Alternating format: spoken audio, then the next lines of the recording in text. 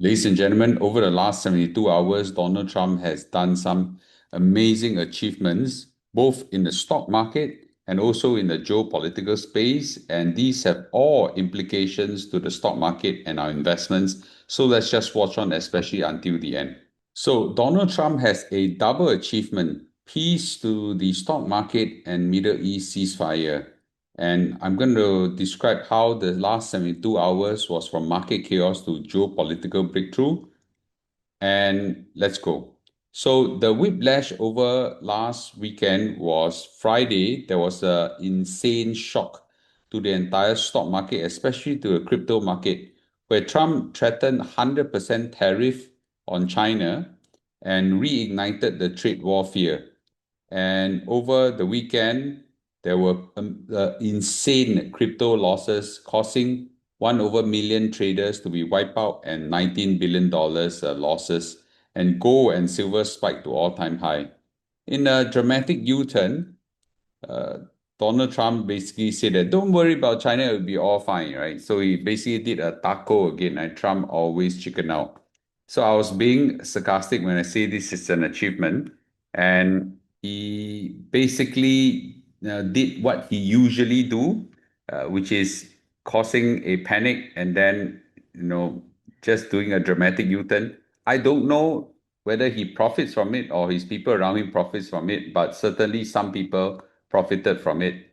But on the other front, I think he done some real achievement by coercing both Hamas and Israel to do a ceasefire, and Hamas and Israel to do hostage and prisoner exchange, and a ceasefire, hopefully a lasting one, has begun.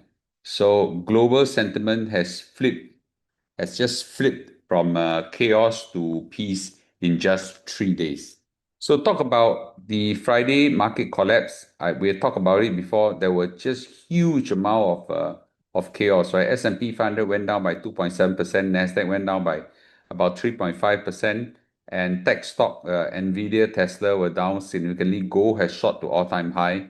And everyone was fearing a 2018 style tariff crash. The worst hit was on crypto, which I actually mentioned just now, where 1.6 million traders were completely wiped out and $19 billion were erased.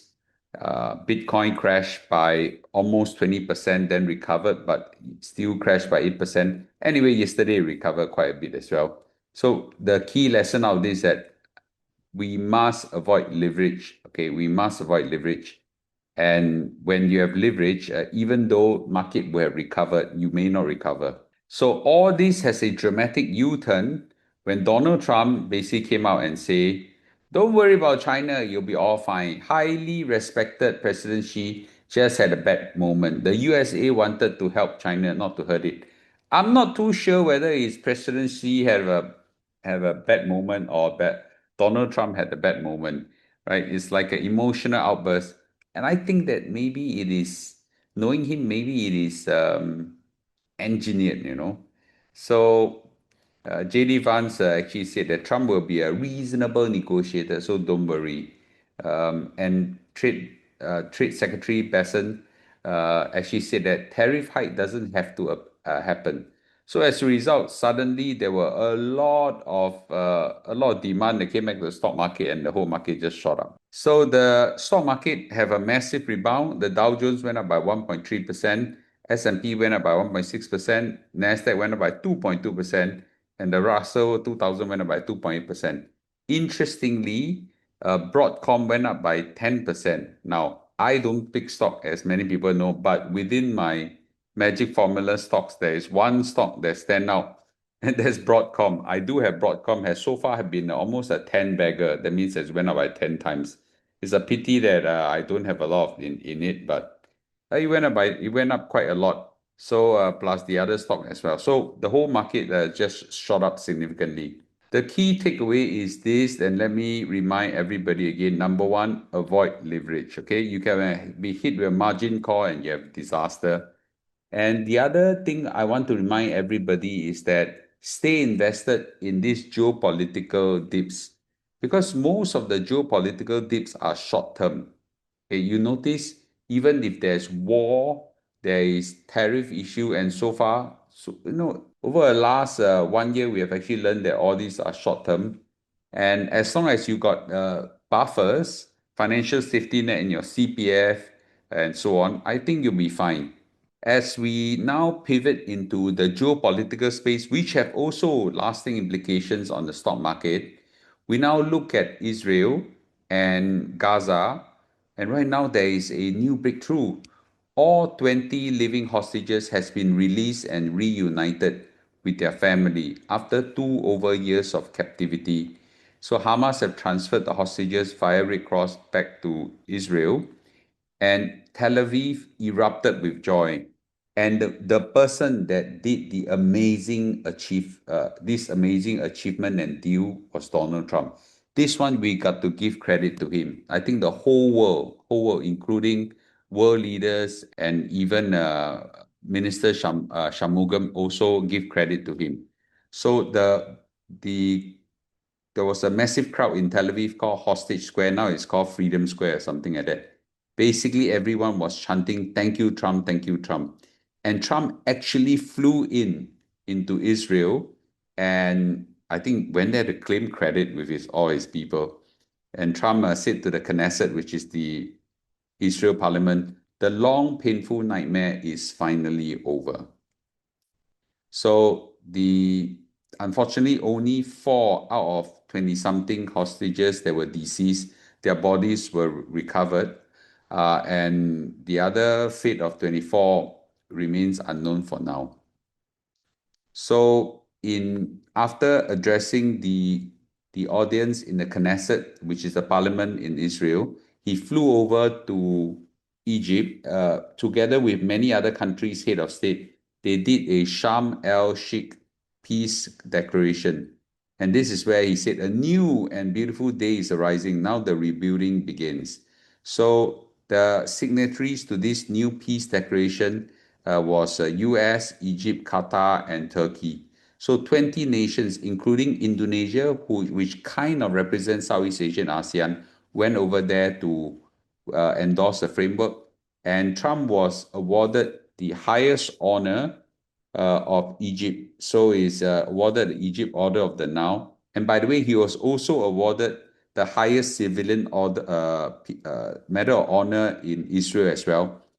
I think all these are good, but I know he really wanted the Nobel Peace Prize, which went over to Venezuela's activist. I think he's a bit sour about it, but I think next year he will get it because of what he has done here. So under the framework, Israel troops will exit incrementally from Gaza, and humanitarian corridors will now open. So a lot of the aid truck, I think, is allowed to come into Israel already. And US will chair the Board of Peace for the reconstruction of Gaza. This is where institutions like World Bank and so on will all move in to help with the reconstruction of war-torn countries.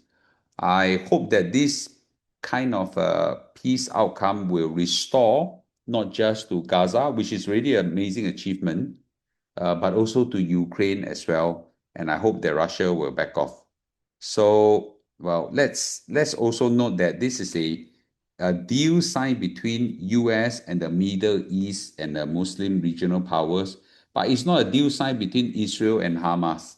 So I don't know how this peace agreement work, where the parties involved are not the parties that signed the agreement. But let's see, right? Let's see.